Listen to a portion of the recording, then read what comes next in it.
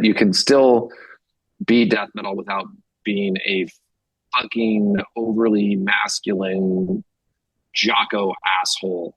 You can actually look at yourself and kind of giggle and have fun with it.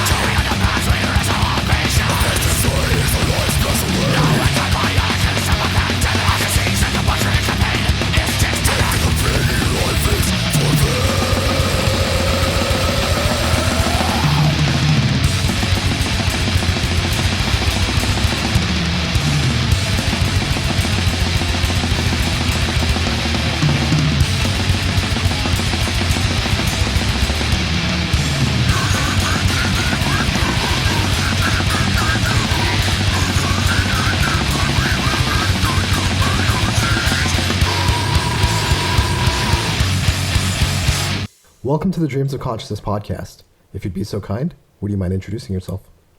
Hello, I am Dr. Uncle Monsieur Ross Sewage Esquire. And I'm from the band Impaled and Exhumed and Ludicra, and have also jammed with Wolves in the Throne Room and Phobia, amongst others. Amongst others. And Ross, you were on the podcast once before in 2016. We met when you were in New York for reasons unknown at St. Vitus. Sometimes I pop in just to see what was going on there. I'm really sad it's gone, so can't just pop in there anymore. Yeah. And we also did a Q&A in 2019 about a comic that you did for the band Ghoul. Yeah.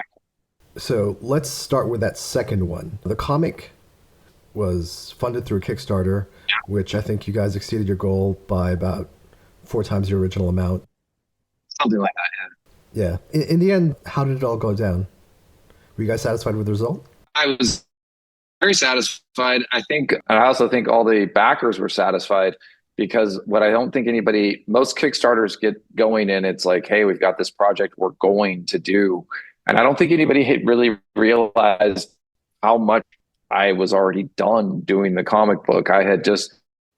There was a lot of Exhumed touring that year, and I brought my drawing tablet with me and had just like been working on it nonstop. I had orders in and just like had to like kind of adjust a few numbers based on the Kickstarter numbers that I got because it did so much better than I thought it was going to. So I kept having to like make up add-ons to like, hey, we get to the next level, we'll get to like foil and cover and like maybe I'll add some pages. So that stuff changed, but like everything was done. So a month and a half after the Kickstarter ended, people were like, they got the shit in the mail. And they're like, how the fuck? Like I've never done a Kickstarter where I got the product so damn fast. So I was a little proud of that, but I always thought that's kind of how a Kickstarter should go. It's more like, I don't want to like people like pay me to do nothing. It's like, I want you to like get something that you're buying a product essentially. So it worked out really well. I'd love to do it again sometime, and I had plans to, and then the pandemic happened, so I had started working on a Ghoul issue 2 and kind of had put that aside as we pivoted all the bands I was in, Exhumed, and I helped Ghoul pivot to video and talk to them about like, doing more video. So there was a lot of action on YouTube. Exhumed did like live shows online. So I don't know, we'll see. Like I'd love to get around to doing a comic book again. It was a lot of fun. Everything about that Kickstarter was a lot of hard work and stressful, but it ended up resulting in this fun thing I got to do and have an actual comic book that I authored from beginning to end and did all the work on and I felt very proud of that. So that was a lot of fun. And I appreciate all the people who supported me to make that a real thing. So as somebody who grew up reading comic books and owned a lot of comic books, but has never actually worked on a comic, I mean, like I've done like, single or double pages, but never like a full book. Walk me through what it means to write and then draw a comic. Did you come up with a script? Did you come up with breakdowns? I understand Ghoul has kind of its own mythology with the characters and stuff like that. Yeah. So I had to talk to Ghoul and find out what they'd been up to and write that down for some story notes. And then, I came up with like kind of like a story around Ghoul more than a story about Ghoul, because Ghoul has their own story already that they tell on their records and live.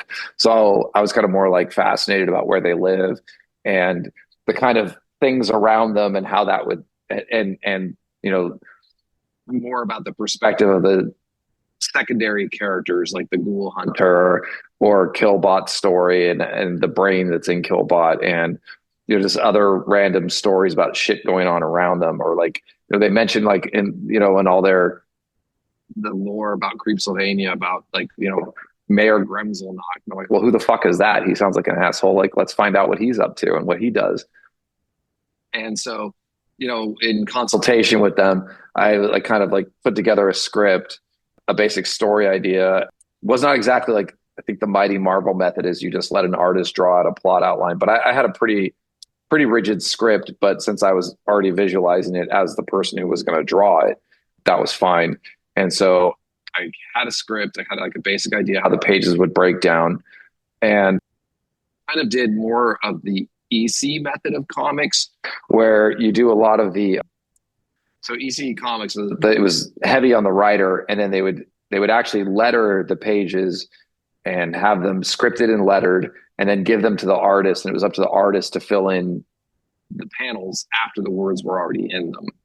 So I took a similar approach where, obviously I was able, because we work digitally now, I was able to change and edit that if I really needed to. But that was kind of how I started. It was like, I had the panels, I had the story beats, and then I just kind of filled in the artwork from where the actual word balloons already were planted. So for people who aren't familiar with EC published Tales from the Crypt and later on Mad Magazine. Yeah, Tales from the Crypt, Vault of Horror, Haunted Fear, like the classic horror magazines you hear referenced about all the time.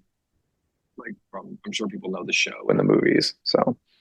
So was the Ghoul comic an anthology? Was it a collection of different stories, or was it one story from beginning to end?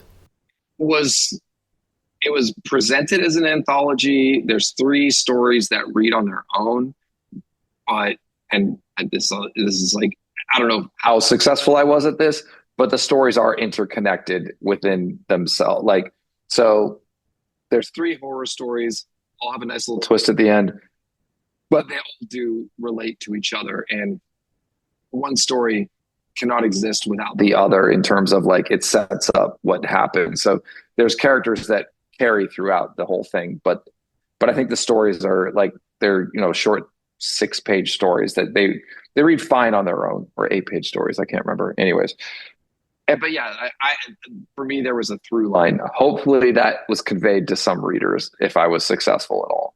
And so was that initial Kickstarter funding, did all those issues sell out? Well, I overprinted because I wanted to have a bunch of issues left over and also give some to Ghoul. It's sold out now. It took a while, but I mean, I was like, wow, look at all these, if could have done a run that was much more modest, but I was like, well, this is great because then Ghoul's going to have this merch on their merch table for a few years, right? And that's the way it worked out. They were very happy with it because they didn't have to pay shit for it. They just got to sell it. And I was happy with, I had it for sale for a while on my website, and it's gone now. So if you didn't get one then, I don't know where you get one now. Yeah. And as I mentioned, we spoke in 2016, a few years after Impaled had re-recorded your first album. Yeah. Which was re-released as The Dead Still Dead Remain. And we had a conversation about the re-recording, and you had mentioned that there were no plans at that time to re-record the next album, which was Mondo Medicale. Yeah, and that remained true. And then it's funny because I don't think we felt like we could touch that record and make any improvement to it whatsoever. And it's not like we were trying to improve The Dead Shall Dead Remain. We were just like, well, it's kind of sloppy enough that if we did a re-recording, that means we can finally release the songs at least. And part of the reason why you guys did the re-recording was because of rights issues.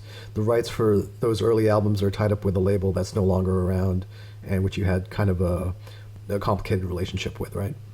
That's complicated is a very kind word, but yeah. And here we are 9 years later. Has any of that been resolved, or are the rights still tied up? Nope. Okay. Nope. In fact, I would say the last time I ran into the guy, it didn't go great. It was not a good run-in. It started well, and it ended with me telling him to fuck off.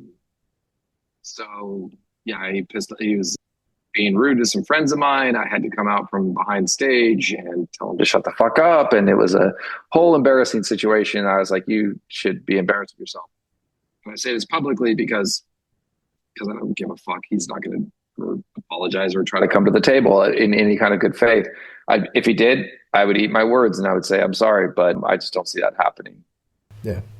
As far as the actual rights, the label owns the rights to the recording, but not the music, right? Exactly. Okay. And that's in almost every case. I mean, there's a complicated relationship between recording and then publishing. So sometimes labels will own part of the publishing if they work out a deal like that with the artist. Sometimes the artist retained all the publishing, and that's a whole other complicated issue with the rights that deal with the songwriter like royalties versus like mechanical royalties that you get from the sale of a record. And since the label is not functioning anymore, there is no way for fans to buy those old albums, right? Like unless they go to like eBay and get like find the physical releases, or basically download them illegally. Yeah, those are the only ways. Yeah, basically. So that's why the re-release or the re-recording of the first album and this release of the demo are important, because a lot of people had no way of actually getting this music until now, right? Right, and that was with this demo when it kind of fell into our laps, because me and Sean Rowell, who's been in Impaled the whole time, none of us had a recording of this demo and did not even know, had completely forgotten about its existence until Andrew like had contacted Sean and was like, "Hey, do you guys have this demo?" It's like, "No, I completely forgot about it." And that was kind of this funny thing because yeah, he got it, and we're like, "Wow, this sounds actually releasable. Like this sounds like decent." I'm like, in my head, the first thing I thought of was like, "Wow, this could be like a real like kind of a middle finger to Necropolis," and what the fact they would never give us our rights back, but also just like a nice kind of stopgap. It's like, hey, we've tried. We can't put out Mondo in its original form legally, but here's this, which is pretty fucking good, and it's got the songs on it. There's like minor changes, but like I felt when I first heard this demo for the first time in like 20 years, I was like, I feel strong enough that I feel like I would put this out as as Demo Medicale, as the way we packaged it. Like, no, we're not trying to say it's like a perfect thing. It is a demo. It was created under rough circumstances in a rehearsal room, but I was pretty impressed with like one, how we were able to, amongst the many beers drunken, play the material, but then also the work that Andrew put in with a very rudimentary recording setup, how he was able to make everything actually very clear and sound brutal and sound near as good as the final record did when he got to work in a real studio.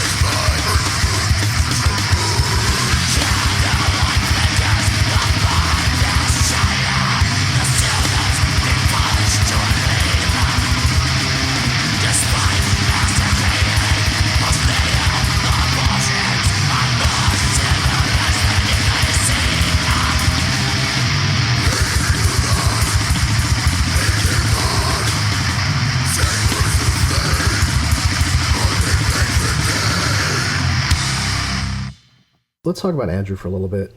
Angela Barr joined Impaled shortly before, or I guess shortly after the first album, right?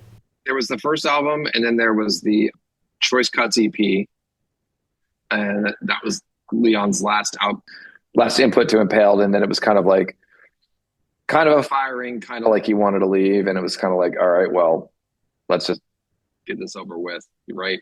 And I think Sean had, I mean, I knew Andrew, right? We all knew Andrew. He was playing in a band called Prevail that was quite good. That never at least his songwriting was really good for the band, and they never really went anywhere, unfortunately, for that band. But we were like, wow, this guy's cool. He's a great songwriter, pretty close to what we're trying to do.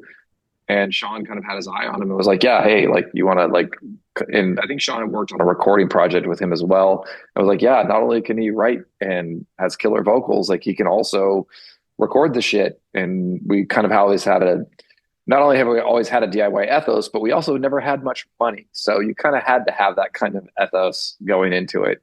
And Andrew was kind of like a perfect fit for what we were trying to do at the time. And he came in and worked really well with us. So we didn't get to speak about songwriting the way you guys wrote songs back in the day. Was it always starting with you and Sean?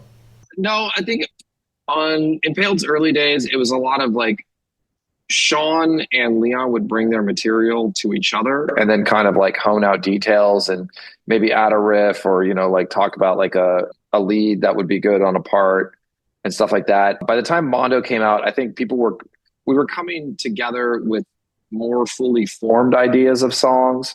I don't think Dead Inside changed one iota from the way Sean brought it to the band. But we certainly had, because we were like rehearsing so many nights a week and actually like working together on songs, like there was more collaboration in terms of song structure. Certainly the songs I brought to the table, I recall like Andrew in particular, like really helped me not being quite the guitar player, aka I'm a shit ass guitar player, but I could still write a song. But like in terms of writing the actual riff, it's like Andrew really helped me like put some gilding on there and really help bring some like more elocution to the stuff I was writing. And he really helped me hone those songs in. And so there was that like, like we're going to go through the songs and play them as like, hey, I think maybe that part should go a few less times, a few more times. And if someone was struggling with a riff, we did work with each other. There was a lot more, what am I trying to say? Yeah, fully formed ideas were coming in more, but then there was still always a collaborative effort going on. So the demo recording has been released, as you mentioned, as Demo Medicale, and it's out now through Tank Crimes Records. Well, I guess let's start with why you guys did a demo for the whole recording. Because I think at the time, I speak to a lot of bands now who do pre-pro demos, but that's because there's one or two guys doing the songwriting and assemble everybody else's material. And so bands, recently hardly ever get together in the studio anymore or get together in a rehearsal space. So everything's kind of done remotely. Do you know what I mean? That's exactly how Exhumed works now. Like we write our songs remotely because we live so geographically separate. And then, like there's still some collaboration, like, hey, like, like I write my stuff. I send, I put it all down in like Guitar Pro as Tablature and then record the demo. And then, Matt's like, hey, that sounds killer. And then he like goes and re-records the demo. He's like, well, actually, when I was playing this one riff, it sounds kind of goofy to me now. Like, could we change it a little bit? I'm like, yeah, sure, whatever. But it is much more like a separate thing. We're not in a rehearsal room. Like, here's how the riff goes. Let me show you, So it definitely is different in that regard. Yeah. And so the pre-pro demos are like the last stage of songwriting before a band actually records the final album. But why did you guys want to do a whole demo the whole album first before recording it? Because I think you recorded it at the same place, right? No, the demo we recorded in our rehearsal studio with like hodgepodge setup of like what mics we could get around for, like our cheap asses.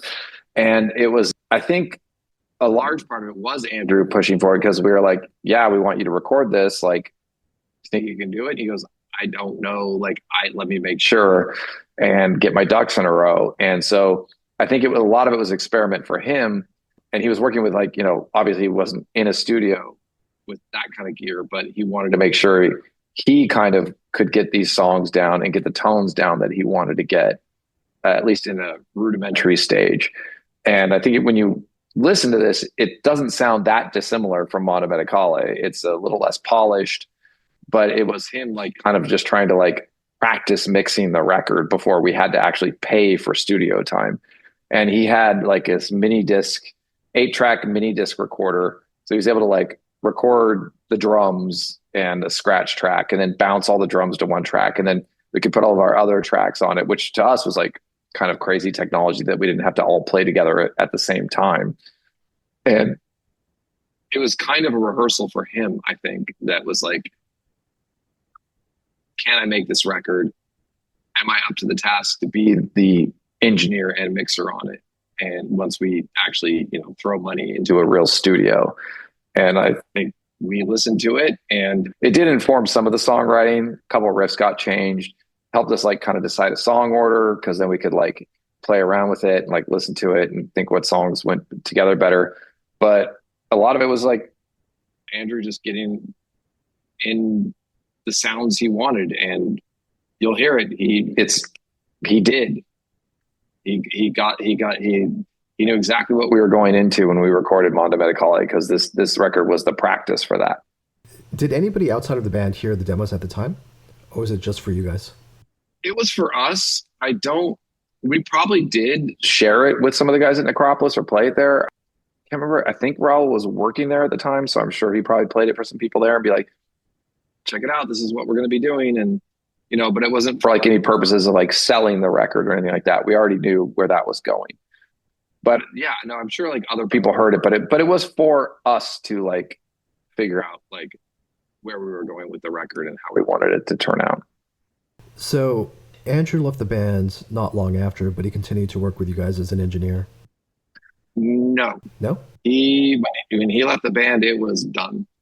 It turned out we had done a tour. We had done this tour for Mondo Medicale, and we had done the split. Let me see. We had done the EP. The EP was done at the same time as Mondo Medicale, essentially, and it was just spaced out for release.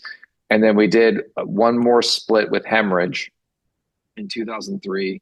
And Andrew was kind of dealing with whatever issues and demons he had at the time, which he got over. But it wasn't so much that he hated music, because he did do another band with Raul after that, Addiction King, which was pretty good, actually. It sounded like Wolverine Blues era Entombed. It was good shit, but it didn't really go anywhere, because I think he just really didn't enjoy performing live. And at the time, Impaled was going on tour. We were trying to promote. We were trying to do those things.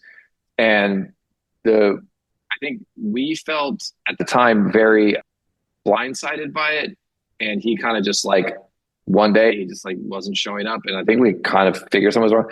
And we were like, you better come to the show. Like, we're playing this festival in Arizona. He agreed to it. Like, he's like, well, I'm going to drive myself. And he was just having like issues with like touring and being in a van with people and that kind of stuff. To be fair, that tour we did with Incantation in 2002 was one of the roughest tours I've ever done. Nothing to do with Incantation or VMS or any of the bands that were on that. It was just a rough tour, a bad time for death metal. We were in a Volkswagen bus that was like getting ripped to shreds by the weather. It was a truly in the trenches kind of tour. And it was brutal. And I think he just wasn't up for it and didn't find enjoyment in that. But the hard part was he seemed to. He was always gregarious. He was always really affable every day and fun to hang out with. And we didn't know that inside he was like, this fucking sucks and I hate it. We had no idea. So when that got presented to us, we felt very stabbed in the back, which maybe that's not the way we should have felt at the time.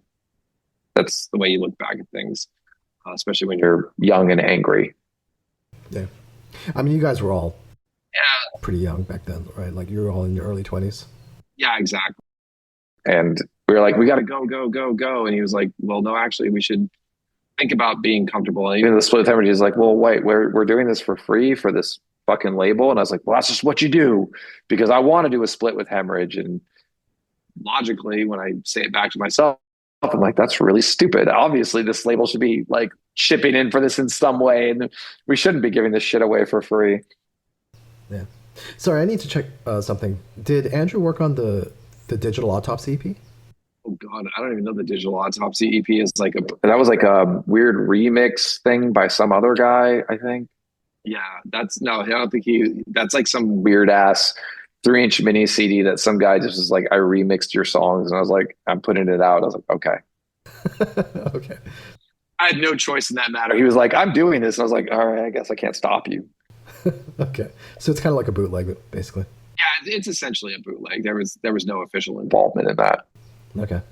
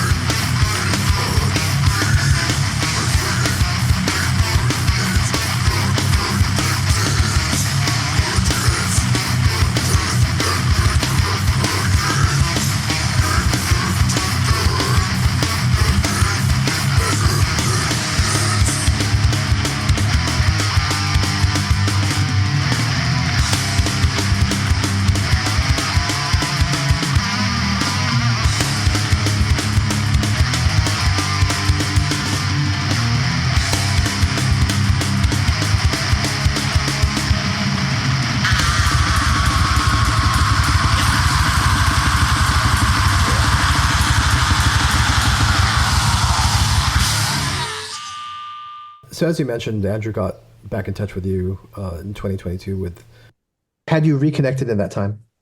I had not really reconnected with Andrew. Raul had, it's just he was kind of like he kept to himself a lot. He went on with his life. I think he became a school teacher. That was the last time I'd actually run into him was on a bike ride. Like I was going up and down this Bay Trail and ran into him and chatted with him for a bit and said, "How you doing?" and stuff. And like I had felt pretty. I'm glad the last interaction I had with him was pretty friendly. He just asked, we ran into it because I think the interaction before that he was like, "Are you still mad at me?" And I said, "Yeah, fuck you." But like the last time I ran into him was a bike ride, and we had just chatted about like, "Hey, how you doing?" He goes, "Oh, I'm a school teacher." I'm like, "Yeah, that's a lot. That's laudable. Like, good for you. Like, you're doing cool things." And I was like, "Do you do any music anymore?" He goes, not so much, but I think it was before he got married, but he got a girlfriend, they got married, and it sucks because he had such a brilliant like energy and flame, and it sucks for the people like the people he left behind. He died so early from like a terrible disease. ALS is horrible, and that was rough. And I'm kind of sad that we weren't in more touch because I did, but he didn't communicate so much of that to us. Like I think I'd heard he had ALS, and I was like, wow, that's fucking crazy. And then he kind of like, he reached out to Sean, I think, when he realized probably so much more sick than any of us realized, and made sure that Sean had this one last thing that, his contribution to Impaled, he made sure we had that demo. And we were just like, oh, cool. When we got it, we're like, oh, this is pretty neat. And hey, maybe this is a way to skirt a contract. And then he passed away, and we're like, oh, whoa, holy shit. Like, did he know? Was this like, he was like trying to like wrap up loose ends? Like, we don't know. We'll never know. But we were like, okay, well, let's think about this a little bit longer. And then finally we were like, no, we absolutely should put this out. It's part of his legacy. It's part of what he left to us. And we wanted to steward it correctly. And I hope, I think we've done that to put it out there. And, the one kind of big death metal record he got to record, like, is being held hostage by a bitter former label head. And it's like, well, fuck you. Like, Andrew's music is going to be heard to the best of our ability. And there it is. It's out there. We got the demo, and we're going to make sure people can hear it and what he was able to do. Yeah. And the re-release isn't just a way for people to hear the music that's been lost or that's been hard to find. It's also a nice tribute to Andrew, who is pretty talented. I mean, he was really like, the very, Impaled started with, like we got that first record. It's sloppy. It's fun. It's going in a good direction. But Impaled, like, where I feel like we achieved what we had been trying for, was on that record. And Andrew was extremely instrumental in all of that. And the songwriting he brought in, and his like the sounds he brought, and kind of the way he gently kicked all of our asses to try and be a little bit better at what we were doing and our music. So, he was always crucial to that, to what we were able to do as a band afterwards. So when we spoke in 2016, you mentioned that you and your band members still meet once a week, or at least regularly, to rehearse. Is that still true? We don't rehearse once a week, but we do meet regularly, like for birthday parties and such. But yeah, we just played a couple shows this year. We had, about 6 weeks of weekly rehearsals before that, to try to hone in and make sure that we still remembered our songs, which we did. But got to practice and get a little tighter. So we don't meet up once a week anymore. It's more about like, is there a show coming up? There's always talk of like, hey, I got a couple songs under my belt if we want to do it. But people's schedules have not quite lined up yet for anything like that, and maybe they will at some point. I mean, you're pretty busy with a number of projects. You mentioned a bunch of them at the beginning of our conversation. But would you want to do another Impaled album? I think I would. I think we still have another one in us, but I'm also got quite a few outlets to express my death metal demons. So I'm not chomping at the bit or anything like I'm missing out on something in life. But it's like I love those guys. I love working with Sean, Raul, Jason, and Leon. And yeah, if we felt the time was right for us to get together creatively and pull out some more medically themed garbage and bullshit, I'm all for it. Like it's never been anything but fun, and it would be fun again. Yeah. Absolutely. Impaled was formed in 1995, right? Impaled was technically, I think Raul or Sean and Jared started jamming late 1996. Okay. And then the band officially, with a name and everything, was going by 97. Okay. So that was about 30 years ago, and the first album came out 25 years ago. Oh, fuck me. There have been a number of bands, including one who you're pretty friendly with called Cartilage, who are doing a very similar style to what you, Impaled, and Exhumed were doing back then. I made this a point when I spoke with Matt Harvey a few years back, and I don't think I articulated it well, and I may not articulate it well this time. But as much as that style is associated with Carcass, and they pioneered that style, Carcass never made the same album twice. Do you know what I mean? Like, that is very true. I know exactly what you mean. Yeah. The bands who really fleshed out that style and so to speak, put in the work were bands like Exhumed and Impaled. And I think when you hear newer bands like Cartilage, like, I think that's where the influence is coming from. Do you think that's possible? I think there's some credibility to that, in that Carcass, what they did pioneer and create. The one thing I think that we may have like seeded a little bit, it's like cooking, right? It's like they definitely came up with like the beef and the stew, and then Exhumed and Impaled may have been like, hey, have you tried adding some paprika to that? And then maybe a little cardamom. And so that's what we're like, a little bit of the little flair that you add at the end, maybe, to what was already a pretty substantially delicious meal, right?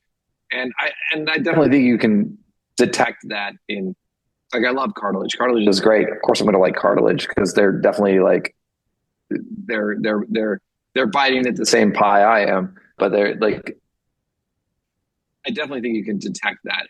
But it's like, that's what art is, right? Art adds on to each other. It's like, you're not going to have a Picasso without a Monet, but you're not going to have a Monet without, the Dutch masters. It's like, it's all builds on each other.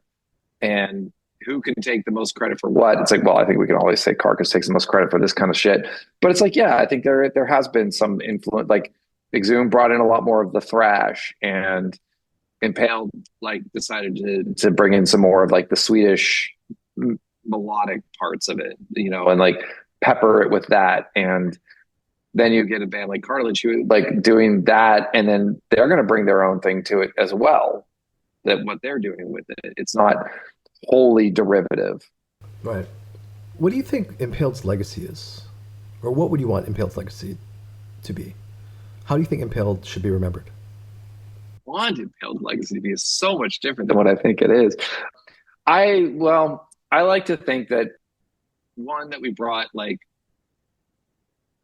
an all over entertainment thing that, like, I think, and it was like to a degree Zoom was doing too, but I think with Impaled, it's like there was kind of like that European thing early on where they were like, their shows were as entertaining as their records were, because they were goofballs. And I think we brought that and like more of a punk rock energy to death metal. And, like a little bit like, you can be silly, you can be a little tongue in cheek, you can have fun with it. And you can bring that to your live show as well, while still creating like an extremely brutal album that is still like reads as serious as you want, but it's like, we're having fun. And I hope that's our legacy, is that you can still be death metal without being a fucking overly masculine Jocko asshole. You can actually look at yourself and kind of giggle and have fun with it. And I hope that, if anything, if that's our legacy, it's that like other bands could look at us and be like, oh no, we don't have to be so serious. We can have a good time and still be like brutal and gory and silly. Yeah, absolutely. So, Demo Medicale is out now through Tank Crimes. Ross, please tell everyone how they can order the album. What's the best way to get it? They should go to tankcrimes.com. I don't want to sell it because I already do enough mail order with a bunch of other shit. So make Tank Crimes do it. Make Scotty get to work and start packaging up those things and get him to pack those Impaled records. And while you're there, buy Necrot. And while you're there, buy Ghoul and, all the great stuff that Tank Crimes puts out and supports. So, Tank Crimes put out two different versions of the vinyl, I believe, right? Two different color versions? Oh, I don't know. Tank Crimes probably is going to put out like 5 or 6 different color versions before this is all over. Well, as we're having this conversation, that's what Tank Crimes loves colorful vinyl. I'm a little lukewarm on that. Like, I don't really care what color my vinyl is, but hey, if that's your bag, like, go for it.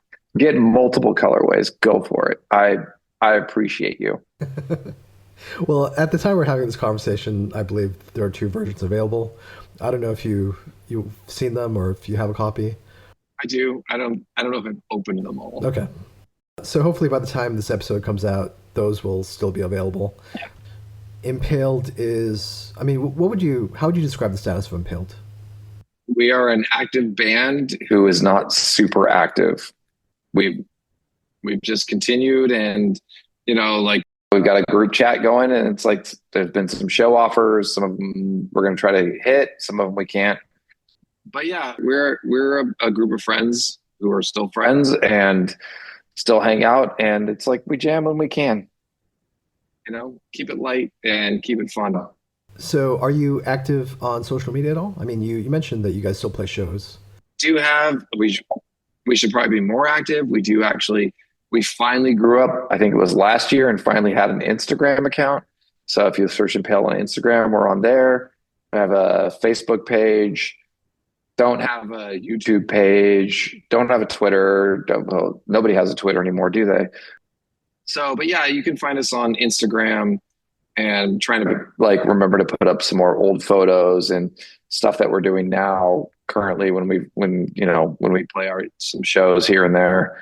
And yeah, follow us where you can and we'll keep it light and fun and have a good time. Are people still able to get Impaled merch? Where the fuck can they get Impaled merch? Well, from Tank Crimes. I think there's we have had a long running relationship with Warlord for t-shirts. So they have a couple designs of ours. We're not hot and heavy trying to sell t-shirts and shit like that. Or I think, actually, no, fuck. Do we have an indie merch store now? I'm terrible. I think we have an indie merch store now. So check out indie merch and look up Impaled. That's right, we do. I'm so bad at this. So yeah, edit all this out where I don't sound like I don't know. No, you can leave it all in there. Yeah, no, we do have a merch store in indie merch. I forgot we did work out a deal with them. So yeah, there is Impaled merch online.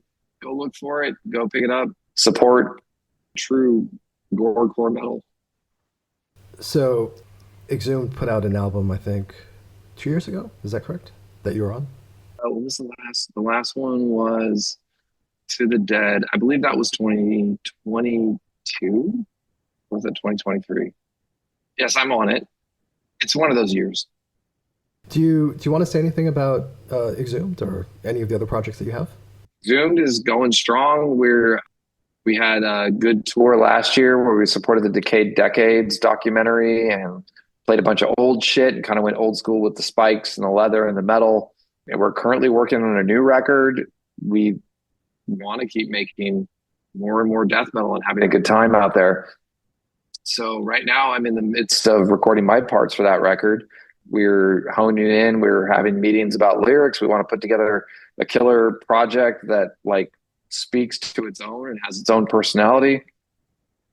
And of course it's gonna sound brutal and grindcore as fuck because Exhumed, we're not gonna change our sound. We're gonna be the same old Exhumed that you've always known and loved. And just give you more riffs to beat your heads to. So Ross, you mentioned your own personal website. Do you want to tell people what you have going on there and how they can read what you wrote? Yeah, I do occasionally update my website, drsewage.com. It's for my art. It's for my DIY projects. It's for my, if you really search the archives, a lot of electronics fixing back when I didn't have much else to do and hadn't found my sound yet. But there's a lot of electronic experiments documented on there, pedal modding, and some stagecraft in terms of prop building. I just try to, any kind of thing interesting I do that I think can be a source of knowledge for other people to do what kind of art they want to do. I try to document and share that in the spirit of a free web and keep information free. It's kind of like a private instructables.com, if that's even around. So Ross, you've been extremely generous with your time, but is there anything else you want to say? Either about yourself or the band or Andrew or anything? I want to say the US is fucked and keep fighting the good fight for real progressive rights for people. Everyone is valid. Fuck anybody who tries to fuck over actual human rights. Well said. Thank you so much, Ross. It was a good catching up with you. Thank you. Cheers.